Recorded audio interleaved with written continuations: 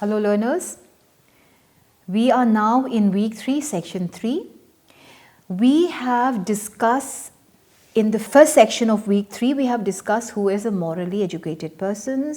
We have also discussed the difference between morality and ethics. And moving on to week 3, section 2, we have discussed dimensions of morality, different facets of morality, where we have discussed caring as well as judging. Let me repeat, this particular week we are doing what is called dimensions of morality.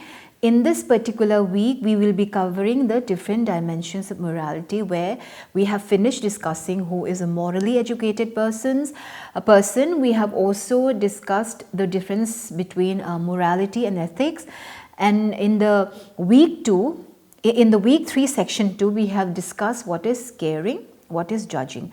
In today's lecture, which is week 3, section 3, we are in the last lecture of week 3.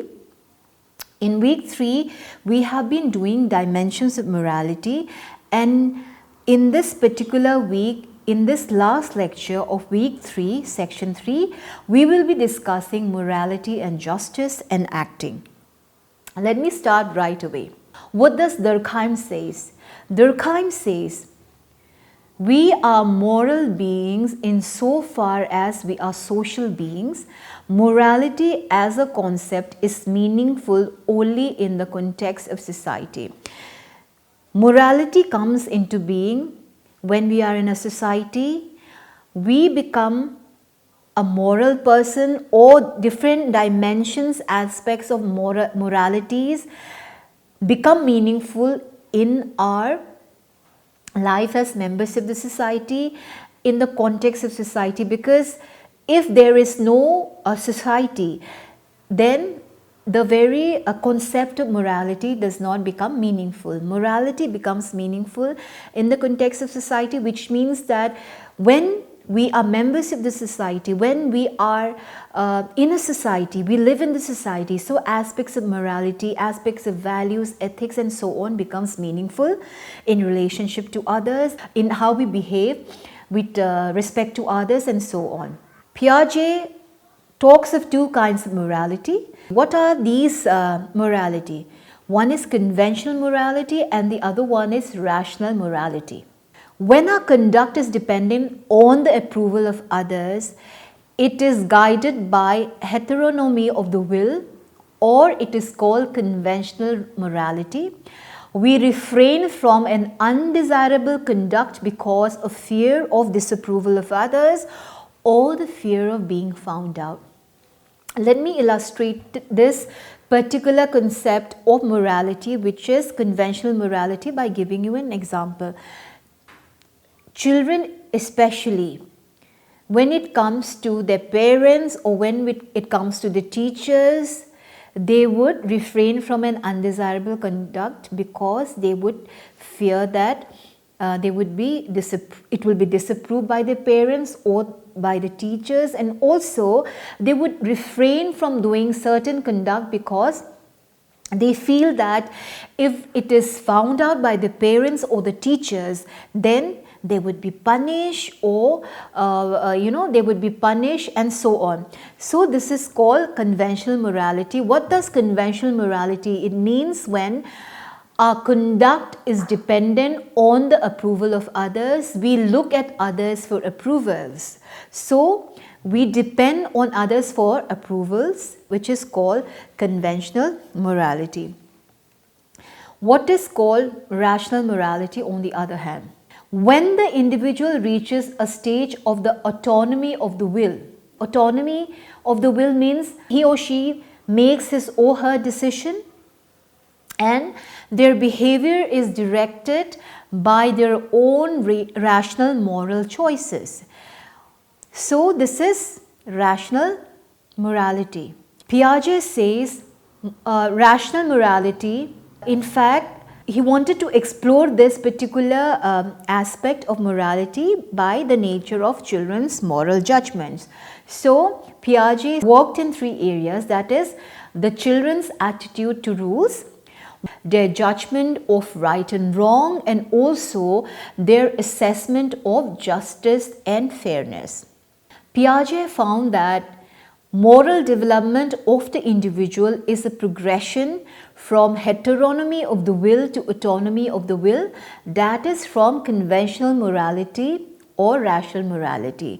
When we talk about the development of children, when we talk about the development of moral judgment among children, what happens is, in the beginning when they are at a stage when they are looked after the parents, when they are at a stage when they go to school, that is the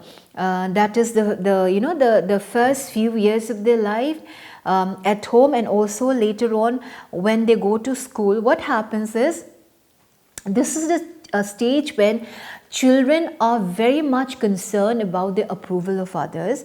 Approval of others out here means, what is the approval of the teachers, the approval of the parents. So this stage is a stage where there is conventional morality and there is so much concern for the approval of others. Then what happens is, when children later stage in life, when they progress from infancy to adolescent to youth and so on, when they pass on to through these later stages of life, then what happens is, there is a progression from heteronomy of the will to autonomy of the will, which means that children, when they progress later in life, when they pass through the stages of life, that is infancy or adolescent, being an adolescent or being a youth and adult, what happens is, the heteronomy of the will, that is the approval of the others,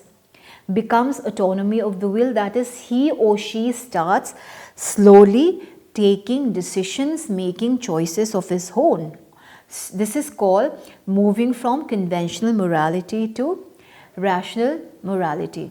Like I said, in conventional morality, children tend to follow obedience to adults' commands and uncritical adherence to rules. But when children are able to formulate or accept the rules after critical reflection, they may be said to have reached rational morality.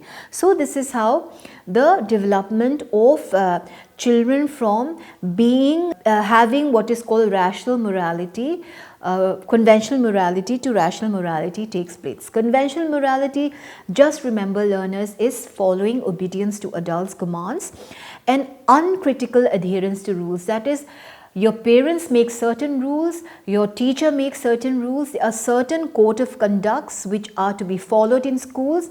You follow them without any disobedience. You follow these rules without complaining.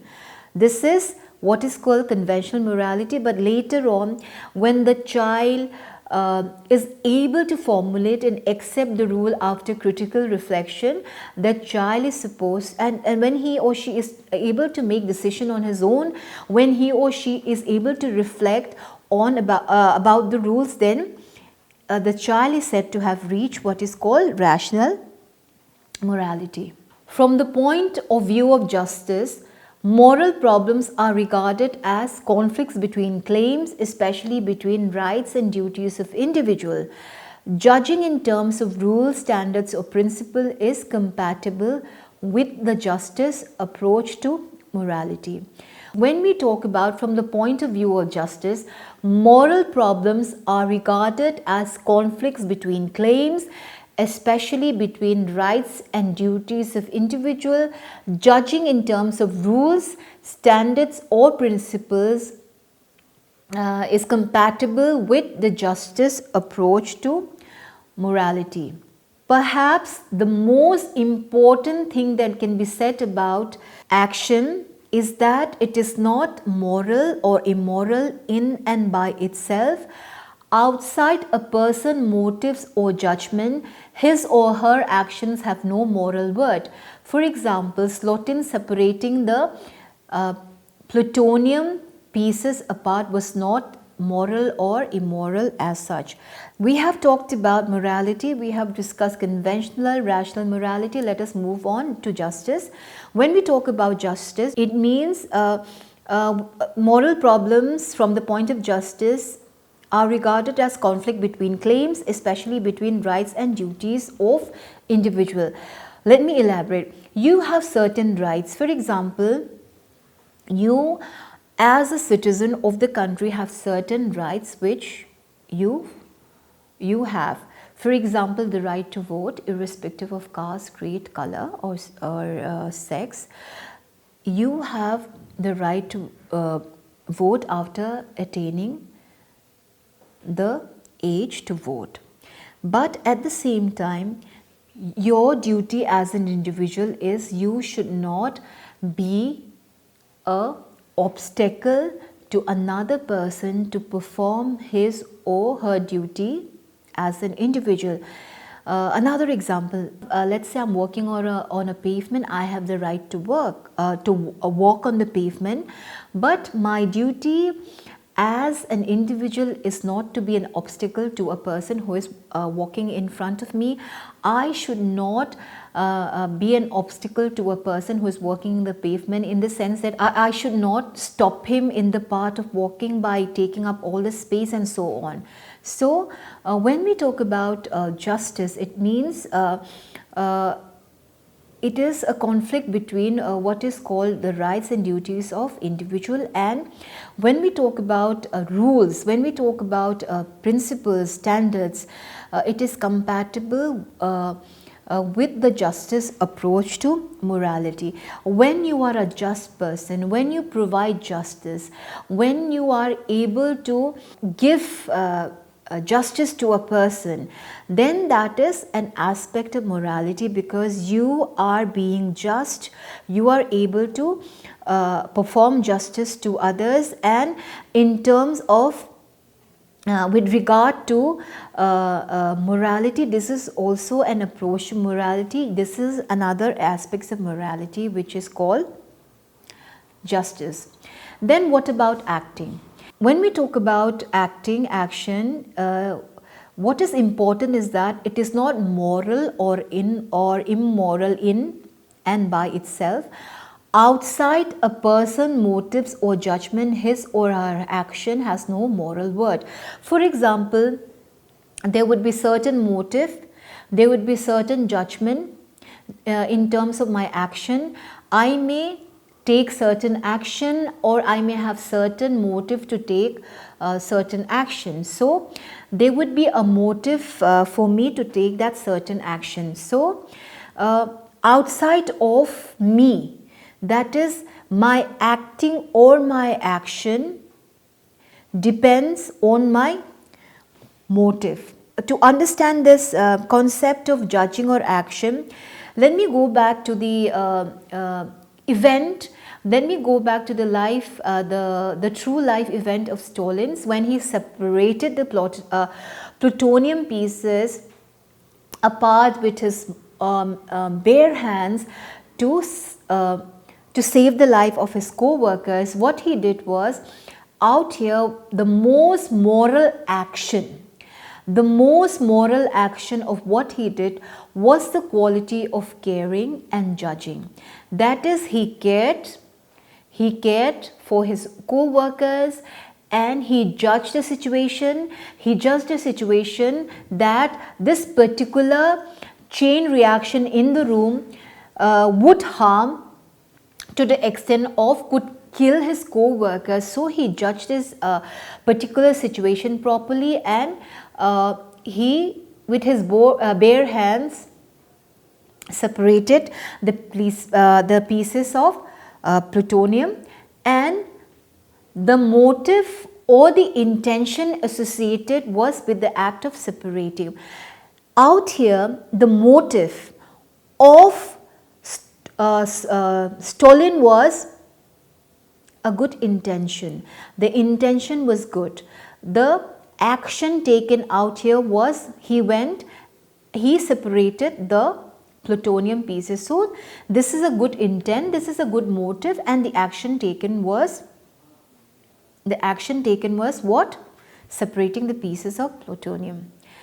Killing, for example, when done in self-defense, or if the invader is not morally wrong, then this is when the action of killing, killing is an action, but the killing of another person may be in self-defense, or when it is your enemy who is trying to invade your country, when it is the enemy who is trying to invade by killing the brave soldiers who are posted in the border. So killing back when done in self-defense is not morally wrong, but when you kill a person with an evil motive, which becomes murder and makes the person criminally culpable.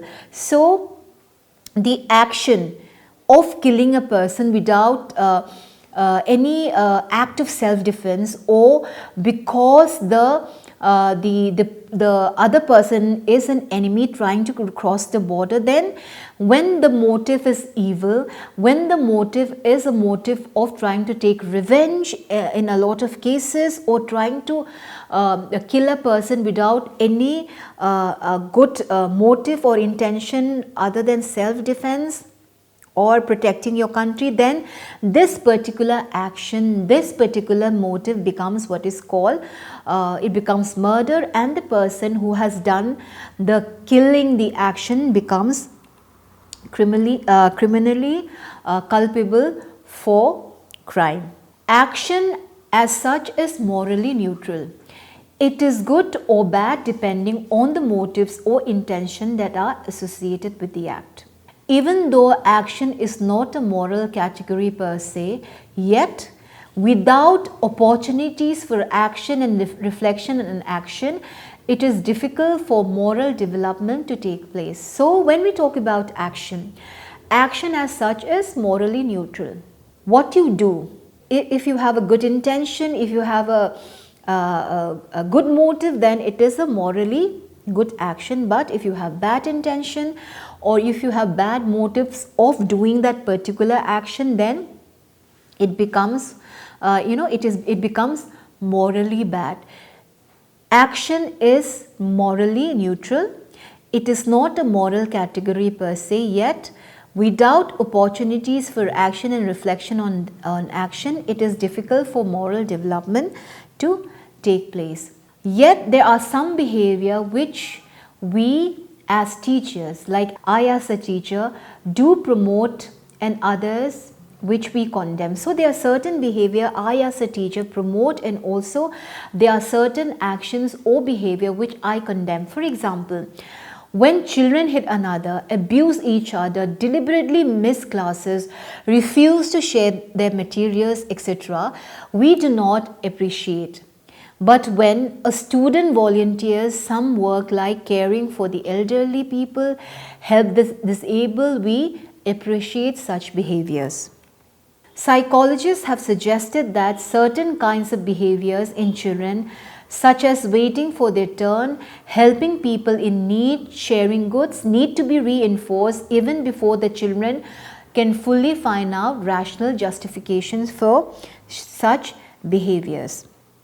So when we talk about acting, when we talk about action, we have talked about action is not a moral category, yet without opportunities for action and reflection on action, it is difficult for moral development to take place.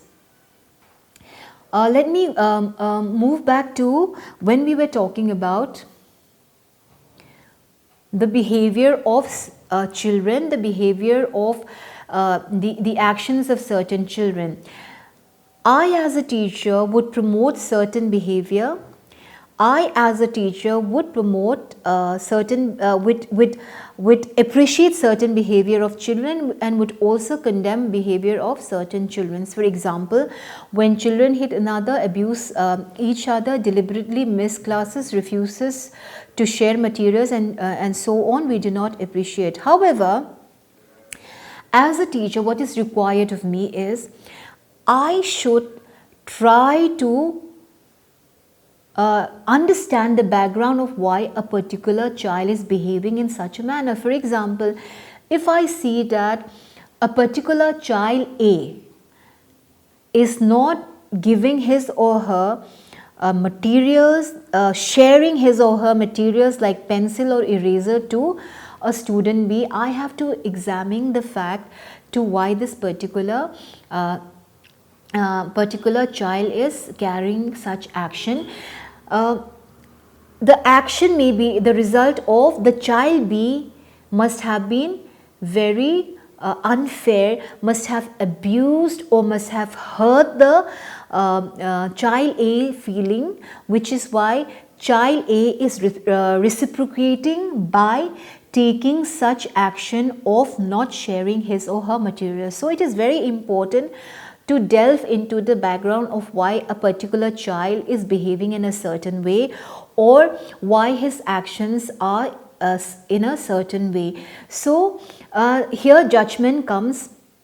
Here the aspect of judgment comes. We should not judge person on just face value. We should not judge a person just because a person is behaving or dress or speaks in a certain way. We have to go beyond judging a person because just by face value. It will be very good, it will be a good step to look into why a particular person is behaving or acting in a certain way.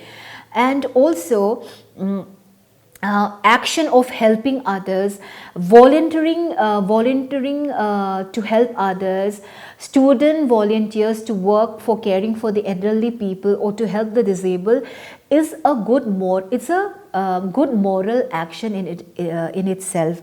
However, we should not pass judgment on the basis of seeing a person just or judging a person just by face value, what he looks like or what he says. A person may be rude to you because he may have some personal problems. It is always good to look and understand the person's feelings. So caring for the other person will go a long way, trying to see the background to why a person is behaving in such a manner, and not passing being judgmental right away will be good for our relations with others.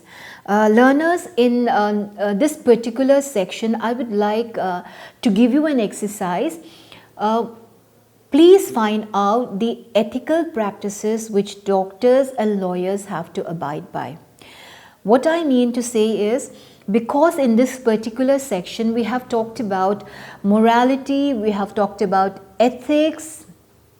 I would want all of you to find out what are the ethical practices which doctors and lawyers have to abide by. For example, let's say for a doctor or a lawyer, maintaining the confidentiality of the patient or the client is very important. So this is one of the ethical practices which a doctor and a lawyer has to follow.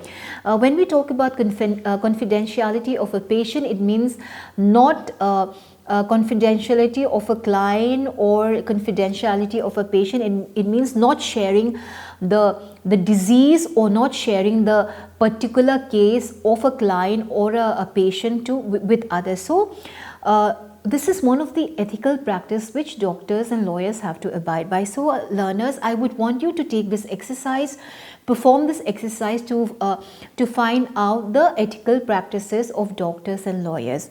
So with this particular section, we have completed week 3, where we discuss who is a morally educated person, the differences between morality and ethics. We also have discussed the different facets of morality. We talked about caring, we talked about judging, then we also talked about morality and justice. We also talked about what is called acting or action.